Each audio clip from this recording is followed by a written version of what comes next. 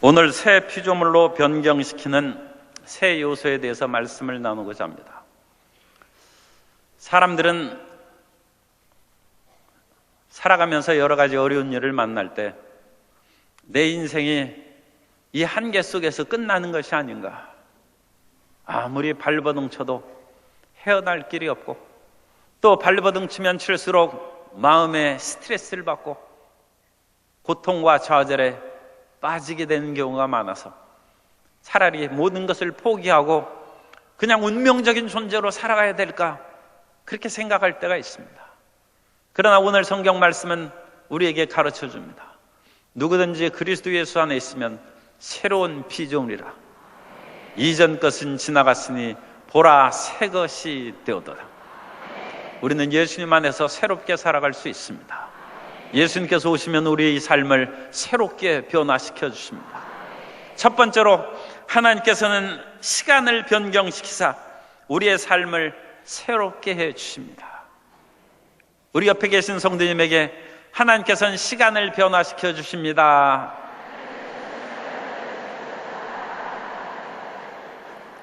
우리가 살아가는 시간은 고정되어 있어서 우리의 의지와 상관없이 하루가 지나가고 한 달이 지나가고 새해가 다가온 것으로 생각합니다.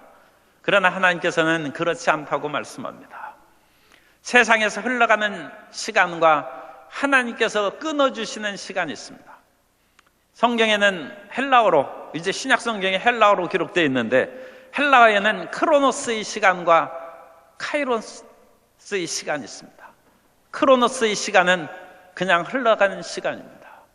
모든 인생은 풀과 같고 그 모든 인생의 영화가 푸르의 꽃과 같으니 풀은 시들고 꽃은 떨어지는 시간은 흘러가는 시간입니다. 28 청춘 지나갔다고 한탄하는 것은 흘러가는 시간 붙잡는 것입니다. 성도 여러분, 흘러가는 시간은 못 붙잡습니다. 그것은 지나가는 것입니다. 그런데 예수님 안에서는 그 흘러가는 시간을 끊어버리라고 말씀합니다. 그럼 어떻게 끊습니까? 이스라엘 백성들이 애굽에서 노예로 살아갈 때 하나님께서 그 시간을 끊어주신 얘기가 출애굽기 12장 1절 이하에서 말씀하고 있습니다. 야훼께서 애굽 땅에서 모세와 아론에게 일러 말씀하시되 이 달을 너희에게 달의 시작 곧 해의 첫 달이 되게 하고 너희는 이스라엘 온 회중에게 말하여 이르라. 이 달 열흘에 너희 각자가 어린 양을 잡을지니 그 가족대로 그 식구를 위하여 어린 양을 취하되. 유월절에 대한 그런 말씀인데, 이 유월절의 그 달을 첫 달이 되게 해놔라고 말씀합니다. 원래 7월 1일은 나팔절인데 7월 1일 나팔절은 신년 축제일입니다. 성도 여러분, 신년을 7월 1일에 신년 축제하는 그런 나라가 어디 있습니까? 신년은 1월 1일이 돼야 되죠. 그런데 나팔절이 7월 1일이 됐다는 것은 원래가 그때가 1월 1일인데 하나님께서 날짜를 바꾸라고 해서 1월이 7월로 바뀐 것입니다. 그러면 이제 어려운 문제를 제가 말씀드리겠습니다. 원래 7월은 몇 월이 됐겠어요? 원래 7월은 1월이 된 거예요. 1월. 그래서 7월 14일이 6월절인데 7월 14일이 1월 14일로 바뀐 것입니다. 그래서 6월절이 정월이 된 것입니다. 지금 살아가는 날이 7월인데 하나님께서 이 백성들을 구원의 역사를 베푸시면서 하나님의 강한 손과 편팔로 이스라엘 백성들을 애굽에서 이끌어내시면서 그들에게 7월을 1월로 삼으라고 하신 것입니다. 오늘 우리에게는 새로운 희망이 다가옵니다. 그것은 예수님을 믿으면 이제까지 그 모든 삶을 끝내버리고 그때부터 새해를 삼고 새해 첫날을 삼아서 새롭게 살아가시라는 하나님의 은혜가 우리에게 임한 줄 믿습니다. 그러므로 예수님을 믿은 지 벌써 50년이 걱정하실 거 없습니다. 오늘부터 마음을 결단하셔서 주님, 오늘부터 성령으로 말미암아 저는 새롭게 시작합니다. 예수님을 처음 믿은 분은 난 예수님을 믿는 그 첫날부터 카이로스의 시간입니다. 하나님께서 칼로 끊어주신다는, 흘러가는 시간을 하나님의 카이로스의 시간으로 끊어주셔서 주님, 저는 새로운 삶을 살아갑니다.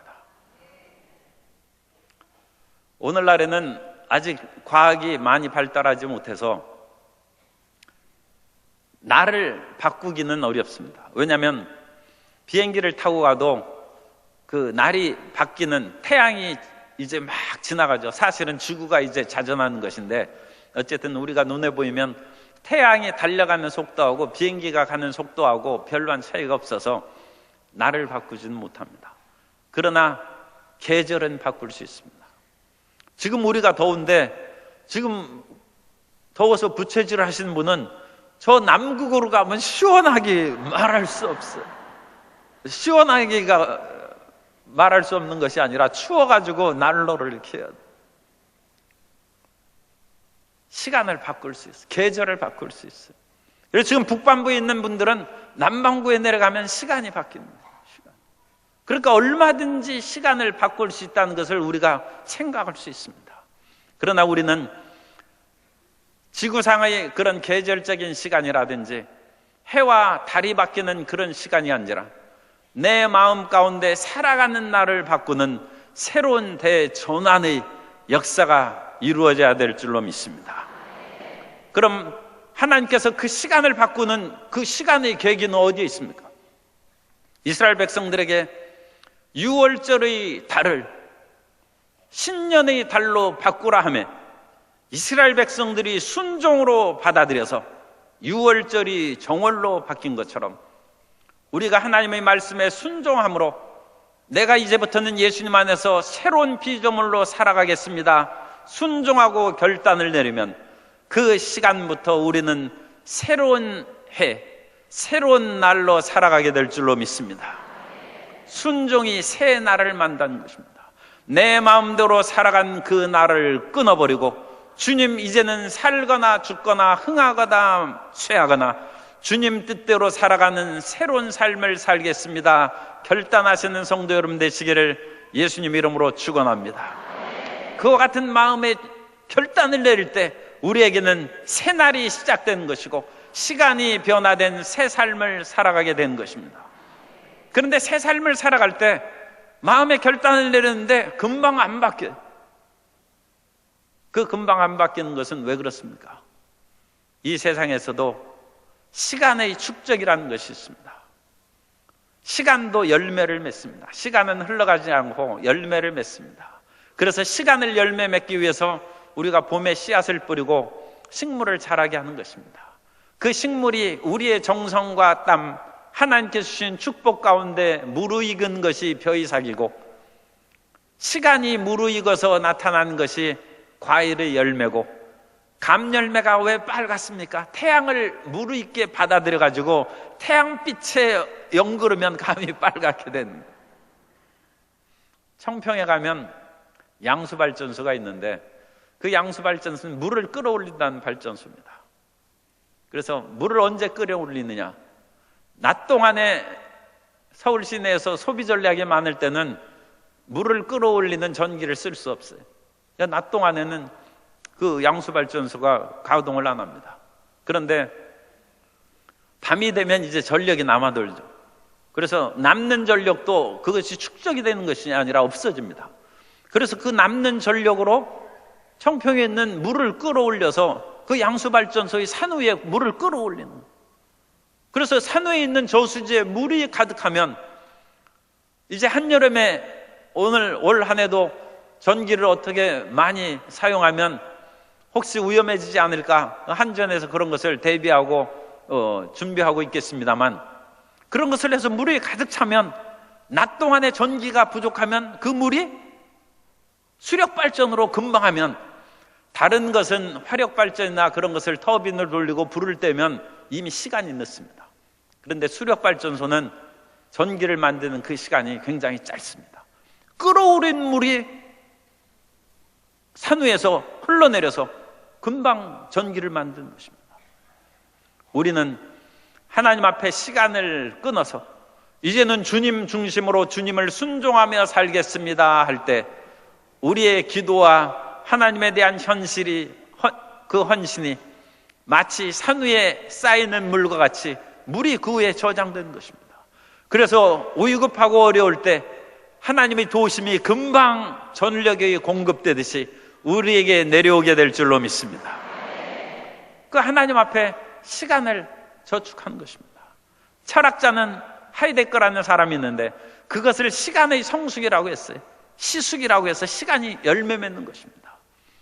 하나님 앞에 순종의 시간으로 잘라내고 조금씩 끊임없이 하나님을 섬기고 순종하고 예배하고 헌신하고 봉사하며 그것이 차곡차곡 쌓이면 양수발전소에 물이 가득 차면 그것으로 많은 전기를 발전할 수 있는 것처럼 우리 삶에 하나님의 은총과 축복이 임하게 될 줄로 믿습니다.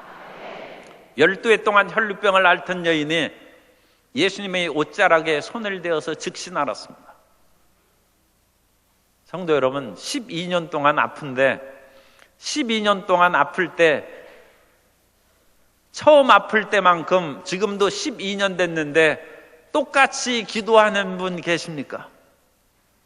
그분은 오늘 치료받을 것입니다. 그분은 치료받을 것입니다.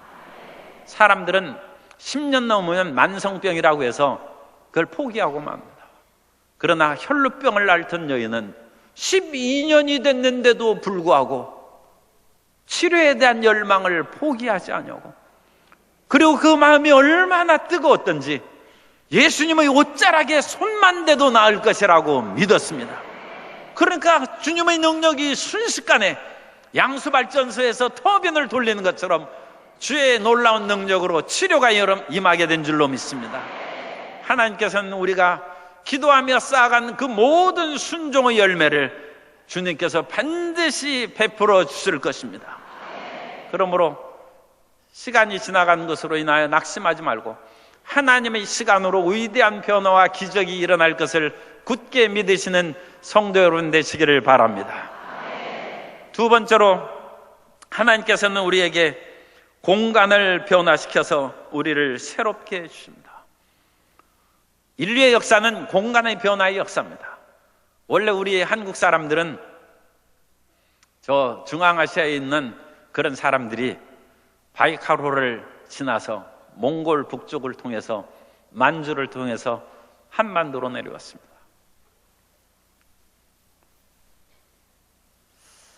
얼마 전에 일본 전 총리였던 하토야마 유키오라는 전 총리가 그 한국에 와서 세미나를 했는데 그분이 일본 왕이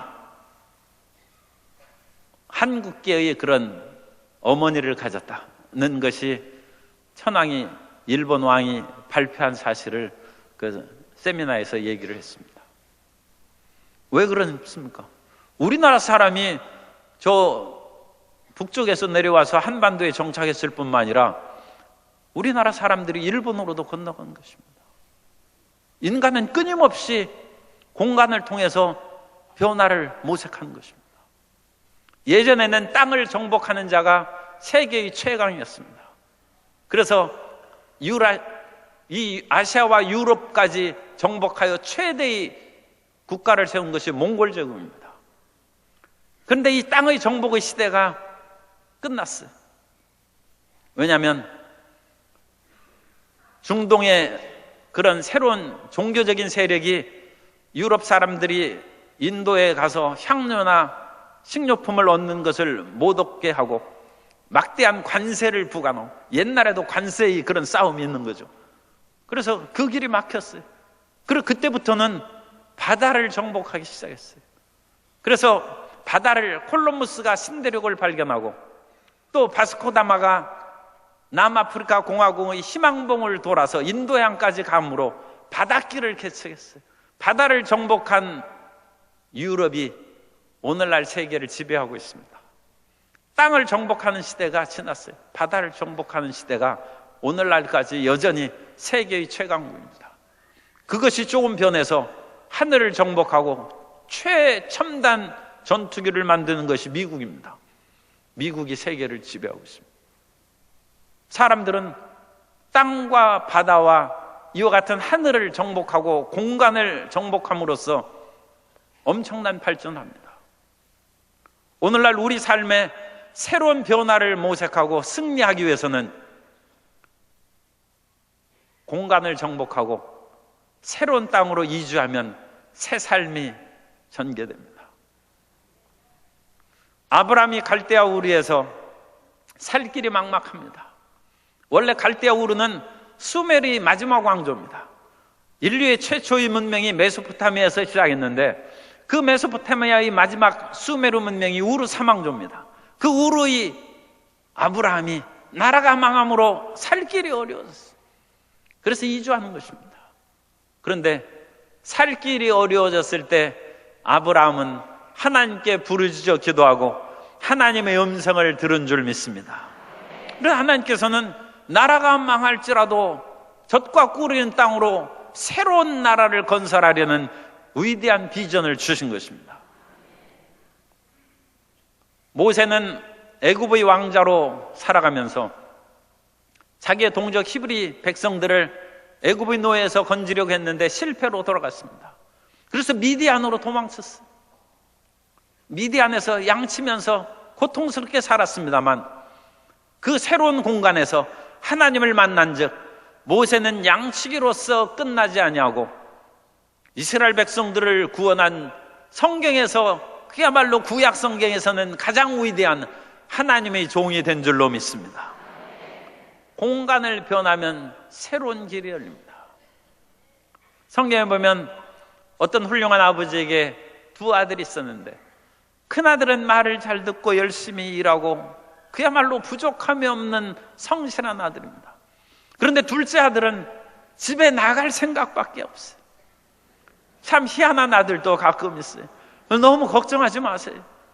그런데 그 둘째 아들이 그 아버지에게 얼마나 때를 쓰고 졸랐는지 살아있는 아버지에게서 상속재산을 받아가지고 결국은 그 집을 나갔어요. 그런데 그 자식 버린 자식이라고 여기지 않게 되시기를 바랍니다. 아니 지금 전 성경 말씀하는 거예요. 그러니까 성도 여러분도 그런 성경 말씀대로 마음에 받아들이면 반드시 도망간 아들도 돌아오게 될 줄로 믿습니다.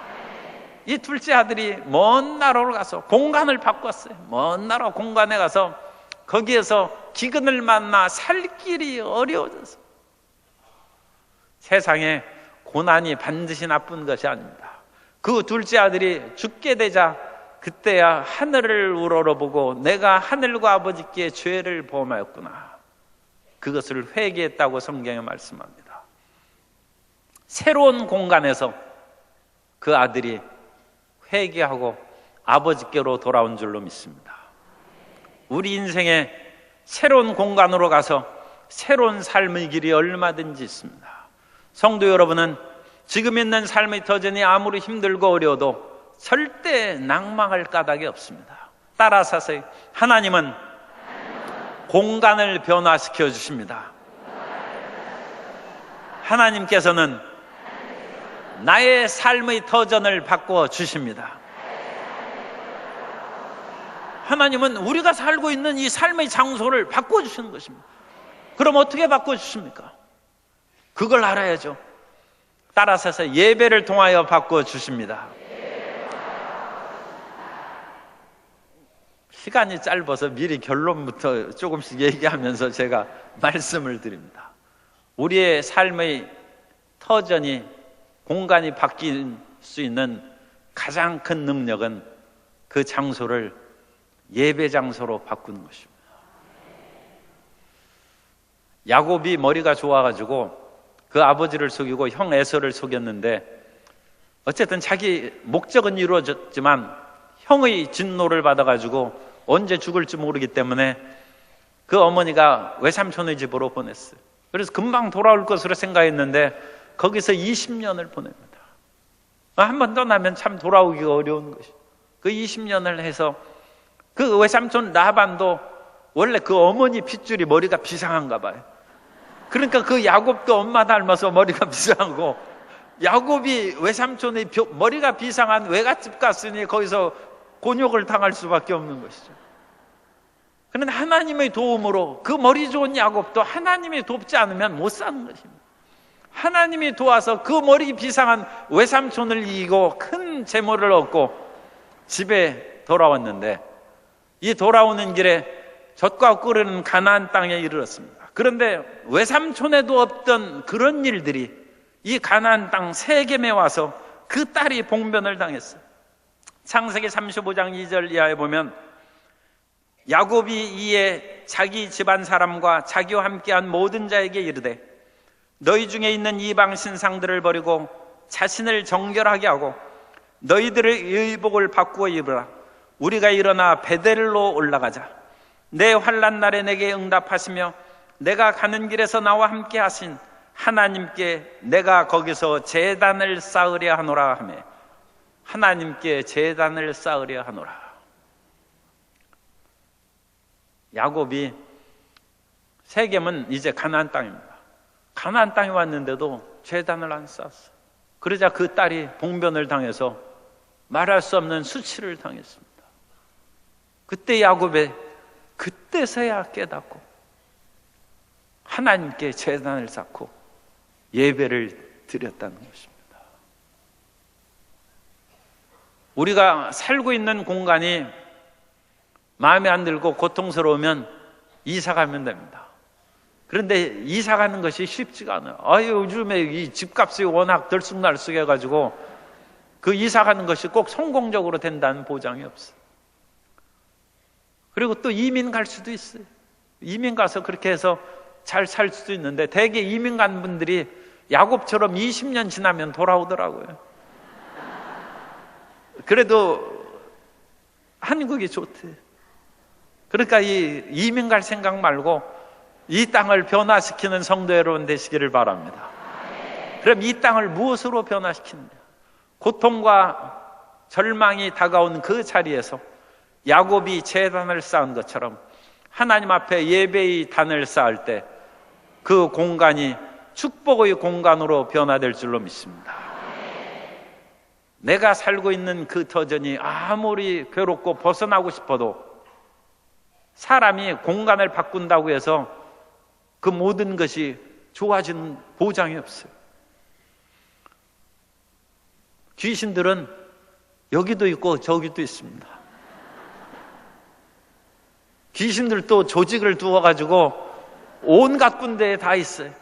그래가지고 한 곳에 그렇게 살다가 떠난 사람은 다 귀신들끼리 연락해가지고 휴대폰으로 누가 간다고 얘기해가지고 거기에서 악한 귀신 7귀신이 더 기다리고 있으니까 불리한 거예요.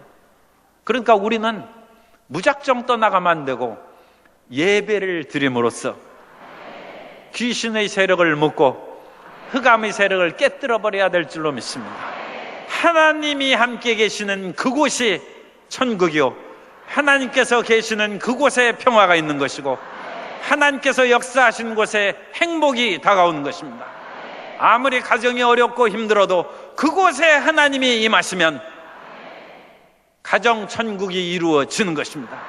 아무리 직장 생활이 어두워서 하나님께서 그곳에서 임하시면 직장 천국으로 변하는 것이고 하나님께서 이 나라와 민족에 임하시면 하나님께서 이 나라와 민족을 통하여 영광을 받으시면 세계의 모든 사람들이 들어와 살고 싶어하는 행복의 대한민국이 될 줄로 믿습니다.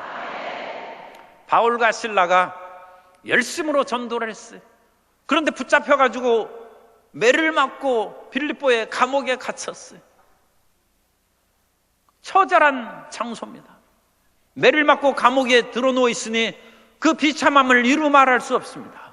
그러나 바울과 실라는 믿음의 사람이요 하나님께서 모든 것을 주관하시고 자기들을 사랑하사 예수님의 보혈로 씻으시고 사시고 성령을 부어주신 사람이라는 것을 믿고 있습니다. 그러므로 바울과 실라는 원망과 탄식하지 아니하고 하나님 앞에 나와 부르짖어 기도합니다. 사도행전 16장 25절 이하에 보면 한밤중에 바울과 실라가 기도하고 하나님을 찬송하며 죄수들이 듣더라. 이에 갑자기 큰 지진이 나서 옥터가 움직이고 문이 곧 다 열리며 모든 사람이 매이는 것이 다 벗어진지라. 우리가 하나님을 예배하고 찬양할 때 우리를 얽매이고 있는 사슬이 끊어지고 착고가 풀리고 절망의 감옥문이 열리게 된 줄 믿습니다. 공간을 변화시킨 것은 하나님의 임재하심입니다. 어느 파라다이스가, 천국이 좋은 낙원이 있다고 해서 그곳을 찾아가는 것은 두 번째 방법입니다. 가장 좋은 방법은 하나님의 임재를 모셔드리는 것입니다. 하나님이 우리와 함께 계시면 주님께서 천국으로 변화시켜 주십니다. 그래서 나도 살 뿐만 아니라 나와 함께한 사람도 살리고, 나의 가정도 살리고, 직장도 살리고, 동료도 살리고, 성도 여러분을 통하여 이 나라와 민족이 복받는 나라가 되시기를 바랍니다. 성도 여러분을 통하여 하나님이 임재하시면 이 나라가 복을 받는 것입니다. 하나님께서 그분에게 복을 내리신 즉 이 나라와 민족에 적절한 비를 내리시고 은혜를 내리사 풍요롭게 하시고 나눠줄 것이 있는 나라가 되게 하시고 세계 속에 복음을 전파하는 위대한 역사를 이루어 주실 줄 믿습니다. 공간을 변화시키는 것은 하나님의 역사입니다. 그 공간을 변화시키기 위해서는 어디 좋은 데가 없나 찾아다 할 것이 아니라 내가 있는 그 자리에 하나님의 임재를 모셔드리고, 야곱처럼 제단을 쌓고 바울처럼 찬양과 경배로 주님의 임재하심을 모실 때 착고가 풀릴 것이고, 감옥문이 열릴 것이고, 사슬이 끊어지고 전도의 열매를 맺게 될 줄로 믿습니다. 세 번째로, 하나님께서 인간을 변경시킴에 새로운 피조물을 만들어 주십니다. 하나님께서는 가장 중요한 이제 사람을 변화시키는, 아무리 시간이 변하고 공간이 변화도 내 자신이 변화되지 않으면 어느 면으로는 헛것입니다. 돼지가, 저는 지저분한 동물인 줄 알았더니 어느 글을 보니까 돼지도 깨끗한 것을 좋아한답니다. 그래가지고 돼지를 어느 날 호텔에 그냥 살게 했어요. 그런데 돼지가 천성이 좀 지저분해. 돼지도 깨끗한 것을 좋아하기 때문에 처음 호텔에 갔을 때는 너무나 기쁘고 행복했어요. 그런데 얼마 지나지 않아 냄새가 나기 시작하고 호텔은 돼지우리로 바뀌고 말았습니다. 성도 여러분, 우리의 마음이 바뀌지 않으면 죄악의 자리가 되는 것이고 고통의 자리가 되는 것입니다. 그럼 우리는 그리스도 예수 안에서 우리가 죄 사함을 받고 정결함을 받아야 될 줄로 믿습니다. 가장 큰 죄는 하나님을 안 믿고 불순종한 죄입니다. 우리가 보는 여러 가지 그런 죄들이 있죠. 도둑질하고 간음하고 거짓말하고 그런 죄들이 가벼운 죄는 아니죠. 그러나 그것보다 근본적인 죄가 있어요. 그 근본적인 죄는 아담과 하와가 하나님을 반역하고 말씀에 불순종한 죄입니다. 우리 마음 가운데 하나님의 뜻을 순종하겠다는 마음의 변화가 있어야 될 줄로 믿습니다. 그 근원적인 죄를 주님께서 청산하시기 위해서 예수님께서 십자가에 못 박혀 피를 흘리셨습니다. 그리고 예수님께서는 넉넉히 십자가를 지지 않으실 수도 있음에도 불구하고 우리의 그 불순종과 반역의 죄를 청산하기 위해서 예수님께서 내 원대로 마시고 아버지의 원대로 되기를 원하나이다, 겟세마네 동산에서 기도하시고 십자가에 못 박히사 물과 피를 다 쏟으시고 다 이루어 주신 줄 믿습니다.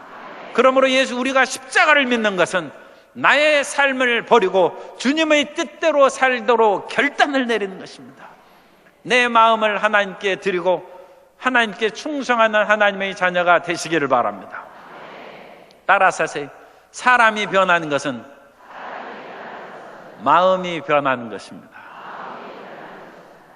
김치가 맛없는 김치를 주는 것은 아내의 마음이 변해서 그러는 거예요.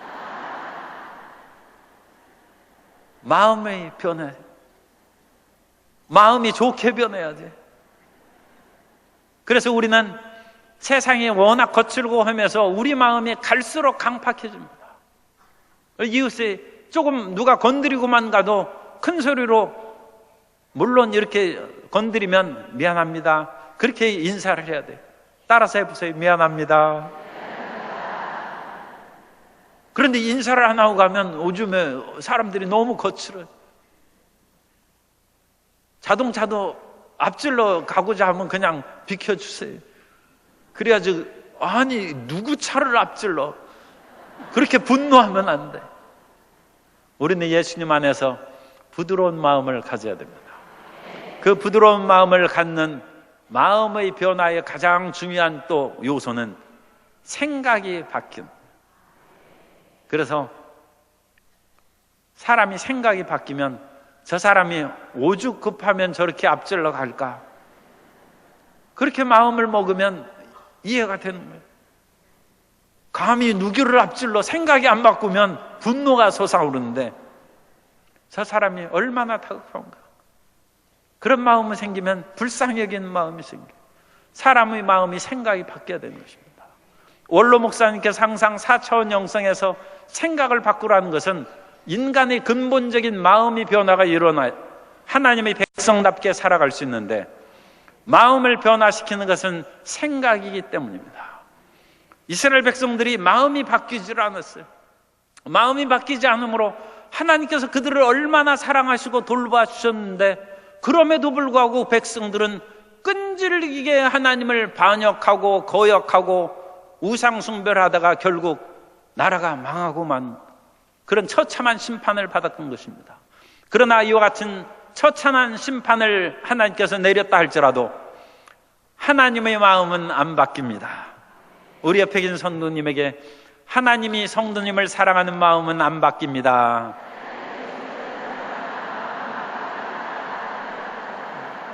그래서 하나님은 안 바뀝니다. 하나님은 불변하십니다. 그래서 변심한 이스라엘 백성들에게 하나님께서 잠시 심판을 내리셔도 내가 날이 오면 너희 마음을 완전히 새롭게 바꿔주겠다고 약속하셨습니다.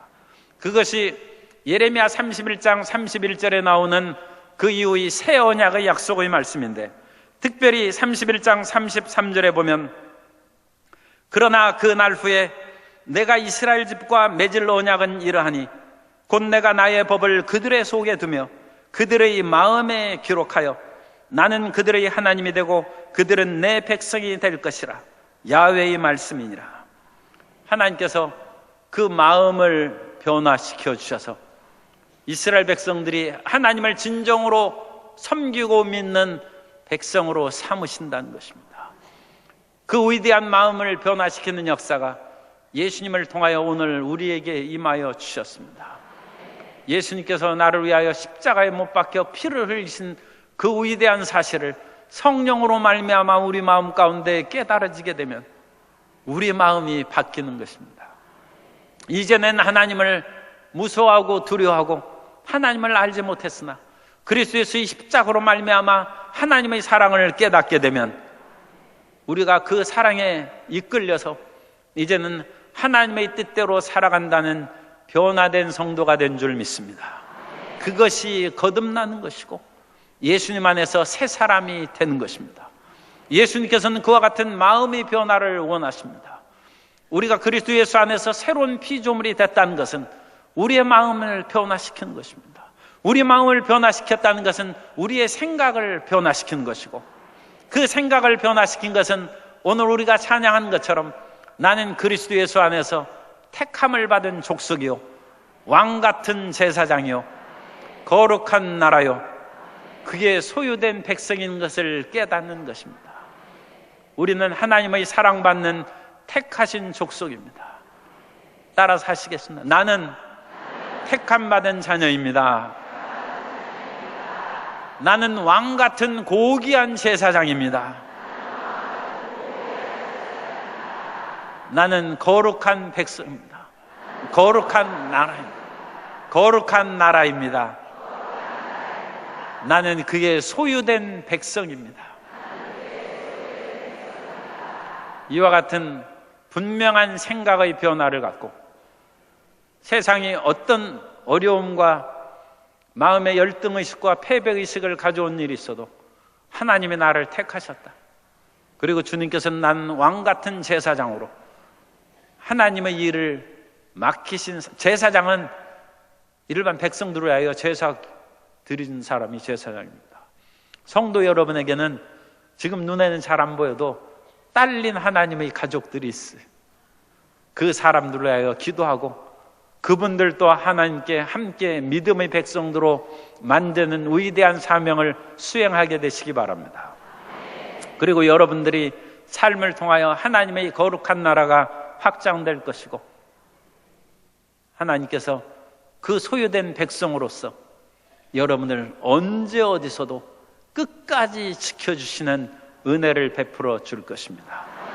하나님께서는 순종함으로 시간을 잘라서 새로운 시간으로 들어가게 하시고, 하나님께 어느 곳에서 살든지 예배의 단을 세움으로 공간을 변화시키고, 바울과 실라처럼 그곳에서 기도할 때 기적이 일어나게 해 주십니다.